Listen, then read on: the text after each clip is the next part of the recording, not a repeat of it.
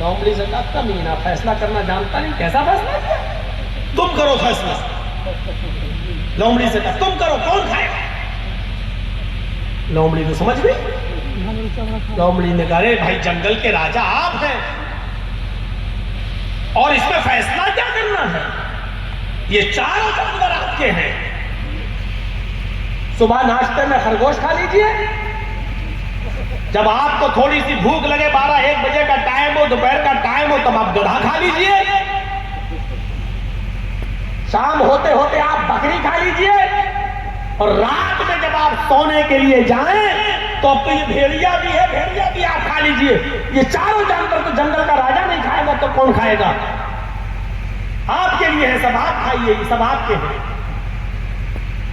शेर ने लोमड़ी की पीठ थपथपाई, वाह वाह वाह, ये है फैसला, इसको कहते हैं फैसला। कमीना मर गया है, फैसला करने चला। बहुत अच्छा फैसला तुमने किया, देखे ये चारों जानवर मेरे हैं। चलते हुए उसने लोमड़ी से पूछा इतना अच्छा फैसला करना तुमने सीखा कहां से? लोमड़ी ने कहा इसी भेड़िए ने सिखाया। लोमड़ी के इसी जवाब पर पूरा मामला छिपा हुआ है। लोमड़ी ने क्या कहा? अरे जंगल के राजा इसी भेड़िए ने सिखाया है। यानी कह गई ये भेड़िए ने ऐसा फैसला न किया होता तो मरता, ये मेरी मजबूरी है, भेड़िए से मैंने बहुत कुछ सीख लिया है, इसलिए सब तुम खाओ। तो मेरे भाइयों, इस वक्त खूनख्वार मैंने सुना तो दिया, लेकिन मेरे खूनख्वार कहने का मकसद तो नहीं, आप अच्छी तरह समझ रहे हैं। मेरे मुंह से नाम मत खिलवाओ, बहुत बार जेल जा चुका हूं, अब नहीं जाना चाह रहा। और इस वक्त बड़ी मसलिहत का तकाजा यह है कि लोमड़ी वाली मसलिहत हमें और आपको अपनाना है कि सांप भी मर जाए और लाठी भी न टूटे। मेरे भाइयों, ये मसलिहत का तकाजा है, वरना हाल वो होगा कि आप अपने दिफा में भी कुछ नहीं कह सकते। जैसे एक घाट पर शेर और बकरी दोनों पानी पी रहे थे, और बकरी की तरफ से, शेर की तरफ से बहता हुआ पानी बकरी की तरफ जा रहा था। एक तालाब था और शेर जहां पानी पी रहा, वहां से बहता हुआ पानी बकरी की तरफ आ रहा है। शेर भी पानी पी रहा, बकरी भी पानी पी रही है। पानी पीने के बाद शेर ने कहा ए बकरी, तूने मेरा पानी झूठा क्यों कर दिया? तूने मेरा पानी झूठा क्यों किया? बकरी कहने लगी बादशाह सलामत, जंगल के राजा, मैंने आपका पानी कहाँ झूठा किया है?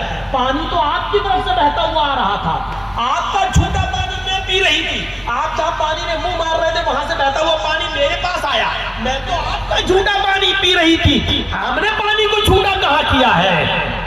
पानी तो आप झूठा कर रहे थे, और आपका वो पानी मैं पी रही थी, मैंने पानी झूठा नहीं किया। शेर ने कहा कम बखत मुंह चलाती है, जवाब दे रही है मुझे, उठा, और उसने बकरी को फाड़ दिया और खा गया।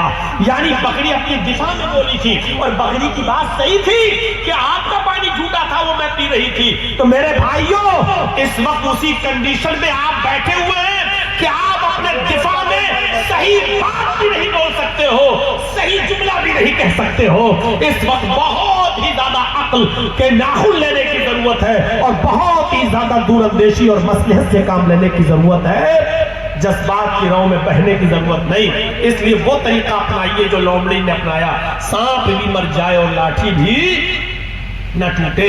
मैं आपको बुज़दिल नहीं बना रहा हूं, मैं देख चुका हूं, मुझे हालात मालूम है। जो लोग चाहते हैं कि जर्जी साहब ये बोले वो बोले, और जो सुन रहे हैं, मैंने देखा कि जब जर्जी साहब 4-5 महीने के लिए जेल में जाते हैं तो कितने लोग आते हैं, और कितने लोग साथ देते हैं, और कितने लोगों की हमदर्दियां रहती हैं। ये सारे तजर्बे मुझे अच्छी तरीके से हो चुके हैं। इसलिए याद रखिए, आपकी मुसीबत में आपके कोई काम नहीं आएगा, आपकी परेशानियों में आपके कोई काम नहीं आएगा। ये लड़ाई आप सबको मिलकर तो लड़ना है, लेकिन मसलहत के साथ कि सांप भी मर जाए और लाठी भी न टूटे। तो 3 चीजें ये हो गई थी। 5 चीजों में से एक तो नबी सबके लिए, दूसरा माले गनीमत हमारे लिए हलाल, मुझसे पहले किसी के लिए नहीं, और तीसरी जमीन, रूए जमीन पूरी हमारे लिए पाक कर दी गई, जहां भी नमाज का वक्त हो वहां पढ़ लो। किसी और नबी को ये चीज हासिल नहीं थी, सबको अपनी मस्जिद में, इबादतगाह में नमाज पढ़ना पड़ती थी, मस्जिद पर या घर में नमाज पढ़ना जायज नहीं था। चौथी चीज अल्लाह के नबी ने फरमाया मुझे जो दी गई, जो किसी और नबी को नहीं, नुसिरतु बिर्रुअबि बैना यदै मसीरत शहर, मुझे अल्लाह ने इतना रोब दबदबा दिया है कि 1 महीने की दूरी پر میرا دشمن ہوتا ہے تو میری روب و دبدبے سے، میرے ہیبت سے، میرے روب و دبدبے سے وہ ڈر جاتا ہے، کانپ جاتا ہے۔ اللہ نے روب کے ذریعے میری مدد فرمائی، روب و دبدبہ مجھے دیا ہے۔ 1 مہینے کی دوری پر میرے دشمن کے پیر اکھڑ جاتے ہیں، وہ سوچتا ہے کہ محمد رسول اللہ سے لڑنے جا رہا ہوں، تو اتنی دوری پر ہوتا ہے کہ میرے اور اس کے درمیان ارفع راسک سل توتا وشفی تشفا، اے محمد صلی اللہ علیہ وسلم اپنا سر اٹھائیے، اے اللہ کے نبی جناب محمد رسول اللہ صلی اللہ علیہ وسلم آپ اپنا سر اٹھائیے، سل مانگیے، توتا جو مانگیں گے آپ دیا جائے گا، وشفی تشفا سفارش کیجیے آپ، سفارش بھی آپ کی قبول کی جائے گی۔ جب اللہ کے نبی صلی اللہ علیہ وسلم کو یہ حکم ہوگا کہ اپنا سر اٹھاؤ، تب اللہ کے نبی صلی اللہ علیہ وسلم اپنا سر اٹھائیں گے، اللہ فرمائے گا سل مانگو، توتا جو مانگو گے دیا جائے گا۔ حالانکہ اللہ کو معلوم ہے کہ کیا مانگنا ہے میرے نبی کو، لیکن پھر بھی کہہ رہا ہے مانگو، جو مانگو گے دیا جائے گا۔ اللہ کو اچھا لگتا ہے کہ کوئی بندہ اس سے مانگے۔ اچھا ایک بات بتاؤ، ہم لوگ گئے نماز پڑھی اور دعا مانگنا چاہ رہے ہیں، کیا اللہ کو نہیں معلوم کہ ہم کیا مانگیں گے؟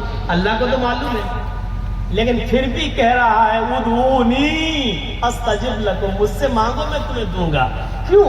اللہ کو تو معلوم ہے کہ میرا بندہ کیا مانگے گا، پھر بھی کہہ رہا مانگو، کیونکہ اس کو اچھا لگتا ہے کہ میرا بندہ میرے سامنے مجھ سے پکارے، مجھ سے مانگے۔ ماں کو معلوم ہے بچہ بھوکا ہے، لیکن جب روتا ہے تب ماں اس کو دودھ پلاتی ہے، تب دودھ پلاتی ہے، کیونکہ بچے کے رونے سے ماں کو محبت بڑھتی ہے کہ اب بچہ دودھ مانگ رہا ہے۔ ماں سے بڑا ڈاکٹر کوئی پیدا نہیں ہوتا ہے، ماں سے بڑا ڈاکٹر کوئی پیدا نہیں ہوا ہے۔ ماں بچے کے رونے سے پتہ لگا لیتی ہے کہ بچہ درد کی وجہ سے رو رہا ہے یا بھوک کی وجہ سے رو رہا ہے، ماں سے بڑا کوئی ڈاکٹر نہیں ہے۔ میں نے کیسی اولادوں کو دیکھا ہے میرے بھائیوں، اپنی ماں پر ڈانٹتے ہوئے کہتے ہیں، اپنی بیوی کی بات مانتے ہوئے، ماں نے پوچھا بیٹا کیا، ارے تو جا یار، تو کیوں آ گئی بیچ میں، تو نہیں سمجھے گی ہمارے بیچ میں، تو نہیں سمجھے گی، ارے جا، ارے جا ڈگریا، جا بڈھی ہے، ارے اماں جاؤ، تم نہیں سمجھو گی کیا ہے۔ اس ماں سے کہتے تم نہیں سمجھو گی۔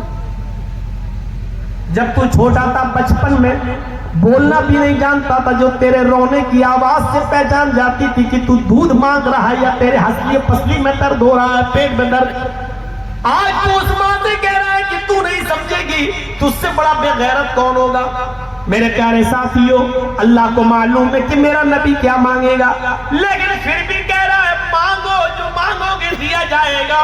ایک میسج یہ دیا جا رہا ہے کہ اے لوگوں، میرے نبی کو بھی مانگنا پڑے گا۔ اے لوگوں، دنیا میں کوئی مشکل کشا نہیں اور حاجت روا نہیں، دنیا میں بھی میرا نبی مجھ سے مانگتا تھا اور آخرت میں بھی میرا نبی مجھ سے مانگے گا۔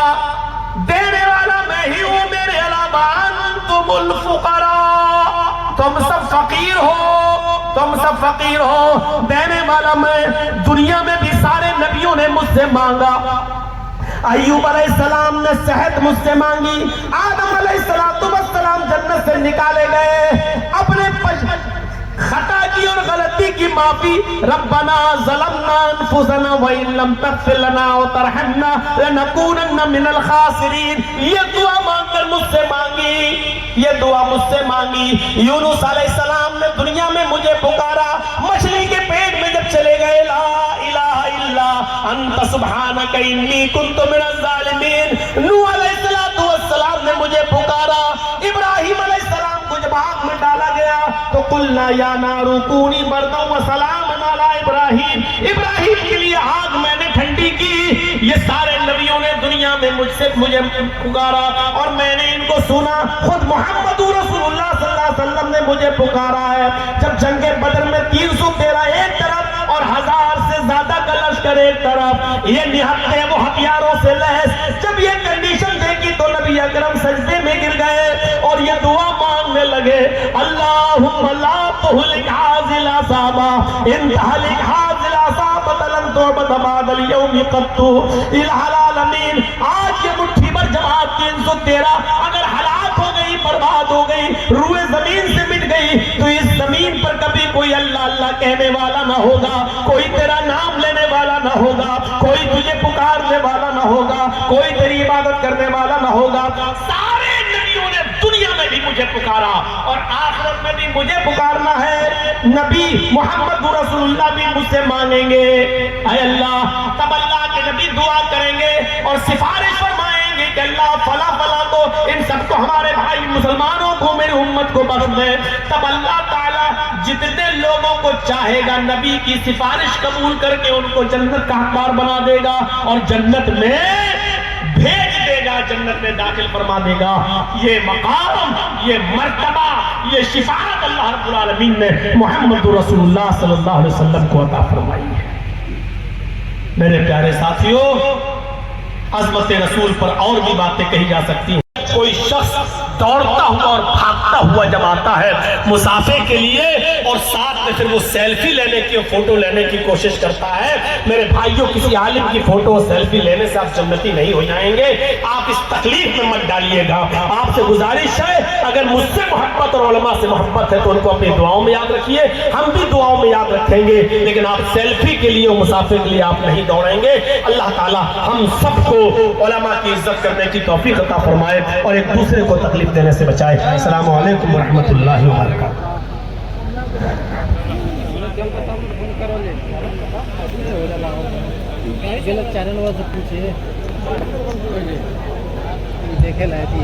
الحمدللہ، جزاک اللہ، بہت ہی پرمغز، دلوں کو موڑنے اور بدلنے والی تقریر، بہت کچھ زندگی میں تبدیل کا انتظامیہ کی جانب سے شکر گزار اور ممنون مشکور ہو کہ آپ نے بڑی دل جمعی کے ساتھ، بڑی سکون اور اطمینان قلب کے ساتھ پوری 6 بجے سے لے کے مغرب سے لے کے ابھی 3 بج رہے ہیں، آپ نے پوری اطمینان اور سکون کے ساتھ سنا۔ اللہ کی بھی خاص رحمت اللہ یاد رکھے۔ مولانا نے آپ سے یہ بات کہی ہے کہ سیلفی کے چکر میں نہ پڑے۔ یقیناً سیلفی ہمارے اس دل کو دل کو بدلنے والی تقریر پہ اگر حاوی ہو جاتی ہے اور اس کی تشہیر کرتے ہیں تو یقین جانیے وہی یاد رکھا جائے گا، وہی یاد رکھیں گے، یہ جتنی باتیں ہیں جن کی سب بھول جائیں گے۔ لہٰذا اس کو اپنائیے، سیلفی کے چکر نہ پڑے۔ جگہ پہ 2 منٹ جہاں ہے وہ بعض ساری مہمانوں کو نکالے، پارکنگ والے بڑے محتاط طریقے سے گاڑیوں کو پارکنگ سے باہر نکالے تاکہ آنے جانے والے گاڑی والا ہے